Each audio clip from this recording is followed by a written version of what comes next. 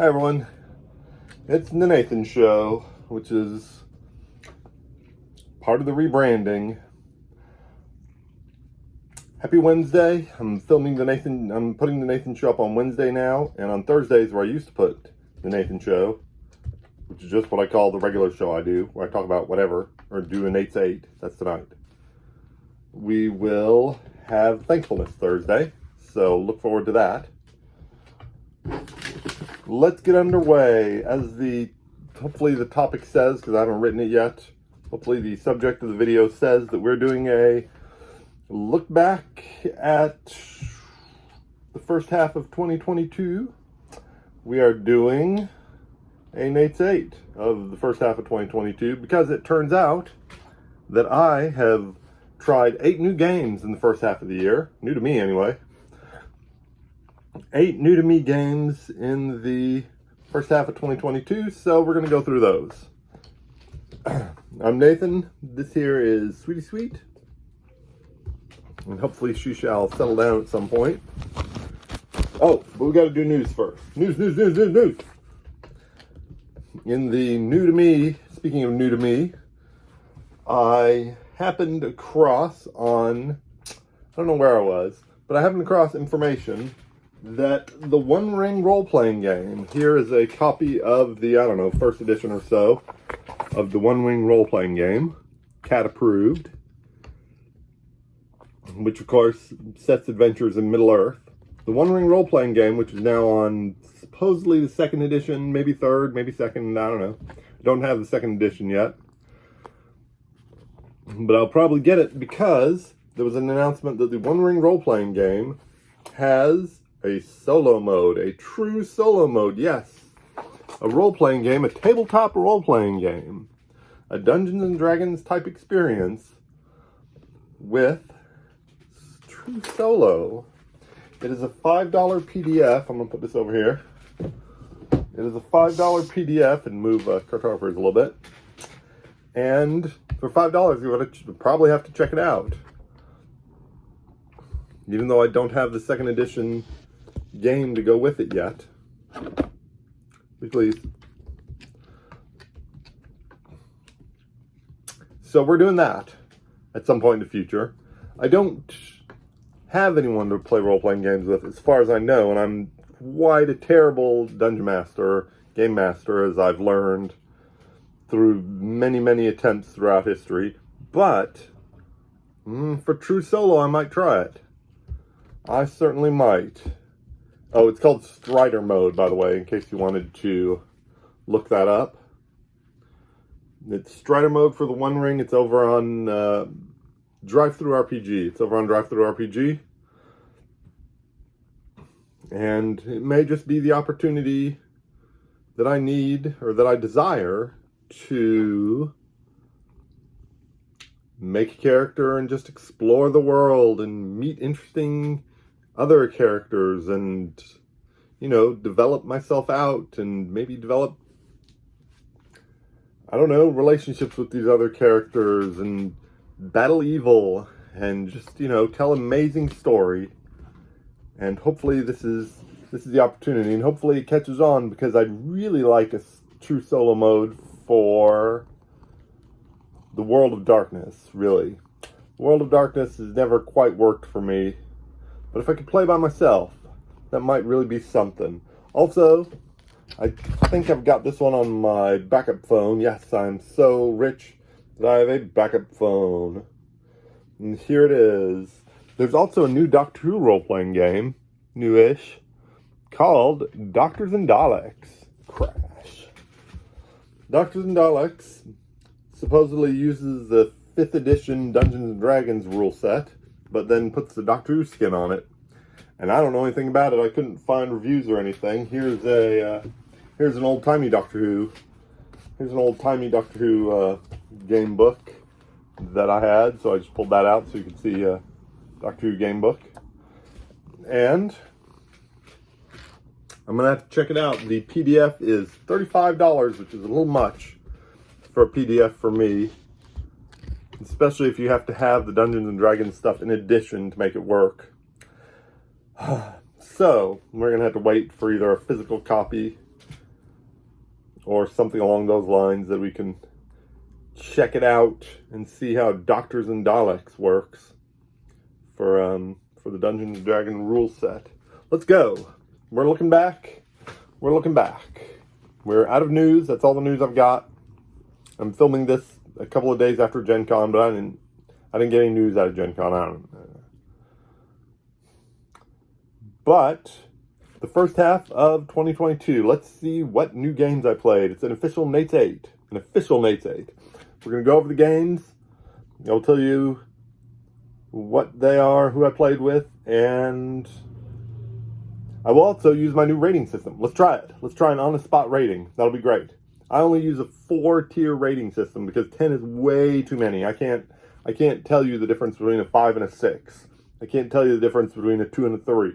It's all very confusing, but I can do a 4-tier rating system, which is 1 for poor, 2 for fair, 3 for good, and 4 for excellent. Excellent, good, fair, poor. I can do that. Okay, so we're going to do that as we look at the 8 games I played for the first time in the first half of 2022. Most of these games I don't own, so I took pictures of them on my backup phone. And number 8 is Floriferous. This is Floriferous here on my backup phone. Let me see if I can get around it. There we go. It's a card drafting game where you take a pawn and you kind of stroll through this garden that's made up of a grid of cards representing flowers and I think also point scoring opportunities. And you go through the garden and you pick up some cards and everything's wonderful. It's nice and breezy and relaxing, and I guess. Played it one time. Most of these I've played one time. I don't know how many times. I didn't write down. Sorry, buddy. But it's fine. I'd probably give it a 3 good. It's really close. There's nothing really engaging about it, but there's also nothing terribly wrong with it. So it's a good. It's on the lower end of good, but it's good. So we'll give that a 3 good. The next game I played with my friend Justin Macack. Justin. I played with my friend Justin. It was called Not Alone. Here's a picture of some cards and stuff from Not Alone. One person is the predator and one person is the prey. The prey picks one of these cards here at the bottom, secretly picks it and places it face down, and that's where they're hiding this turn.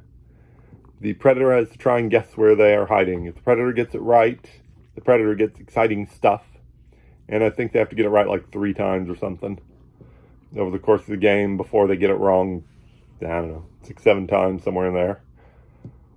But if they get it wrong, then the prey gets whatever exciting text is on the card, gets to do whatever that is. Anyway, it's a fun game. I barely won. That could easily have gone either way. Justin's a very good teacher, but he is also very good at this game. So shout out to him. I'll put his Room 51 is his channel. I'll put it in the comments below because he's definitely worth checking out. And that was Not Alone, my number 7 game. Number 6, I played this one twice with my friends from the Family Showdown because it was a fast game, so we're going to play twice, and I wasn't quite ready to go home from the nice convention from the Dubs Game Club where we met and played Biblios. Biblios is supposedly about books, but it's a I cut you choose game, kind of press your luck thing where you draw a number of cards equal to the number of players in the game plus 1, but you have to draw them one at a time and decide what to do with them. You can keep it for yourself. You can put it in a pile to be auctioned later. You can put it out for your opponent to have. So those are your 3 choices.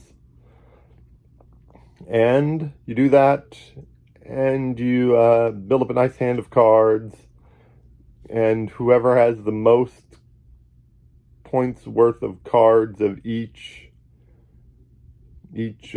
color, there's like 5 colors, oops, it's gone.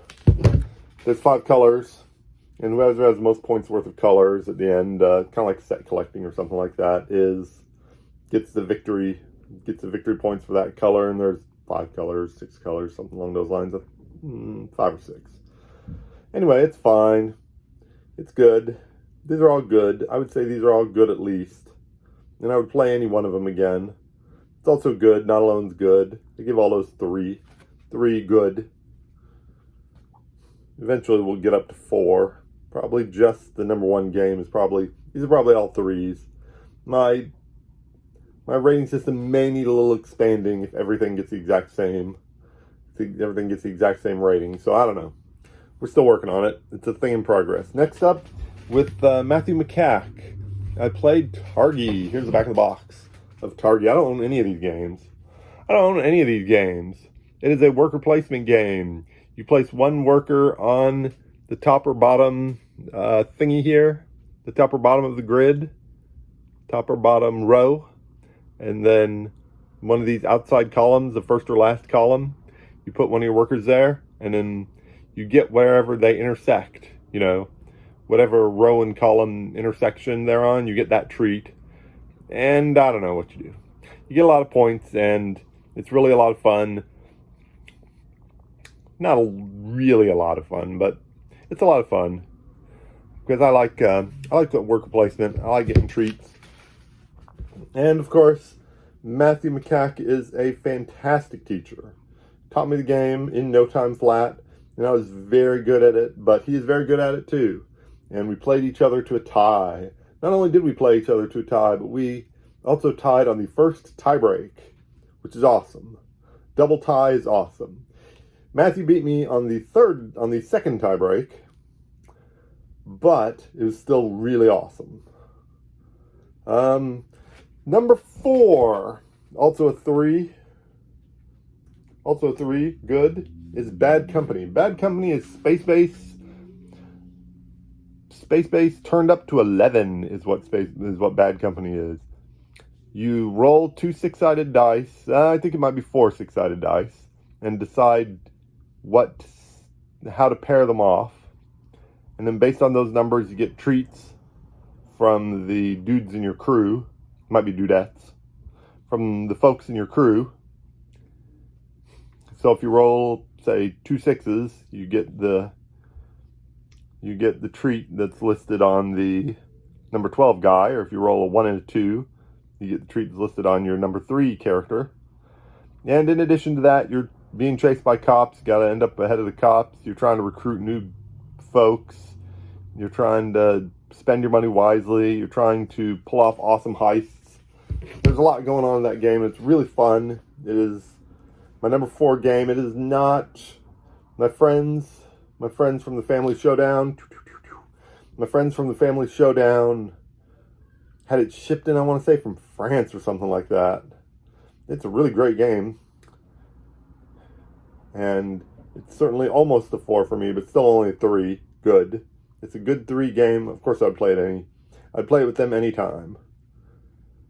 Number 3 is a game that I own. Hooray, finally. Number 3 game that I played for the first time. I did not have these piled in the correct order. Is Marvel Champions. You play a Marvel character. You build a 40 to 50 card deck. But 15 of those cards are specific to your character. So you pick a character, and that's your character. That's your hero. You can do as you wish with this character, but you got the bad guy deck. Like always, you got a bad guy deck. And you got to beat the bad guy before that bad guy deck puts you under, or whatever it does. Runs you out hit points, or finishes off its evil scheme. And that's pretty cool. It's a lot of fun. It's a lot for me to keep up with. I'd probably rather play with someone else than play solo. It's a lot for me to keep up with. And a little help would be nice. But I like it and would play it with anybody probably about any time. Probably play Quicksilver or Adam Warlock. Some character. There's a lot of good characters. There's a mutant pack coming out soon with Colossus and Shadowcat. And I'd be glad to play either of those also. So that's Marvel Champions. It plays solo. It's cooperative. You play against an AI deck that's the bad guys, and it's awesome. And I played that for the first time. I played it 3 times, I think. It's pretty good. And put that there. That's also a 3, good. Number 2 is Between Two Castles of Mad King Ludwig. This is another one of those, if you know, between two cities, you're building 2 cities, you're playing 2 tiles a turn, in this case to build a castle, and 1 tile goes on your left, on the castle that you're sharing with the player to your left, and 1 tile goes on the right to play with into a castle that you are building with the player to your right. So you need a minimum of 3 players to play it, I believe. And probably 4 would be more fun, but we played it with 3, and that was pretty fun with my friends up at the game store. And that was pretty fun. The tiles that represent, these tiles down here that represent rooms in the castle that you put on the left and right to build your castle are really cute and fun and imaginative, and I like them a lot. And so that's why this is my number 2 game. And the twist, of course, at the end is that your score is equal to the lower of the castles between your left and your right. So you want your castles to be about equal. You don't want to run away with one of them and leave the other one behind, because you only get the score for the lower point castle. I don't know if I won or not. It was a lot of fun. I haven't played it for a long time. I think I only played once. It's really neat. I like it. I like it a lot. I'd play it with you anytime. That is very, very close to a 4 excellent, but I feel like I would need to play it more than one time to figure it out. And of course, number 1. Did you guess my number 1 game? It's new to me, but it's not new to the universe. And that is Arkham Horror. Build your deck and bring it. Your deck is filled with cards. Hello. Your deck is filled with cards that are, we saw that. They represent your skills and your talents and your special abilities and your gear and tricks you've learned and friends, the friends you've made along the way. And you put all that into a deck. And you bring the deck to your friend's house or wherever you're playing, or just play at your house by yourself like I do. And there's a campaign, and the campaign is 4 or 5 separate scenarios, or 7, I guess. Separate scenarios, maybe 8. Anyway, it's a lot of scenarios.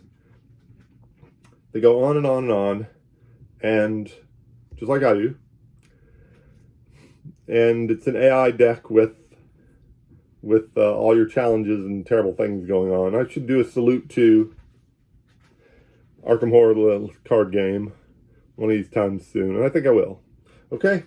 And that was my number 1. I played it lots and lots of times. We'll discuss that in the future. I have 2 more look backs for the first half of the year. They are what I spent money on and what games did I play and how many times did I play them. So we'll do one of those next time, and we'll do the other one the week after, and then the week after that, and this is on the Wednesday Nathan show, of course, and the week after that we'll try and do the salute to Arkham Horror, the card game, because I like it. It's fun. And that is it. I've gone super long and no one's watching anymore. So, thank you for watching the Nate's 8. Thank you for tuning in, even if you only tuned in for part of the time. And take care, everybody.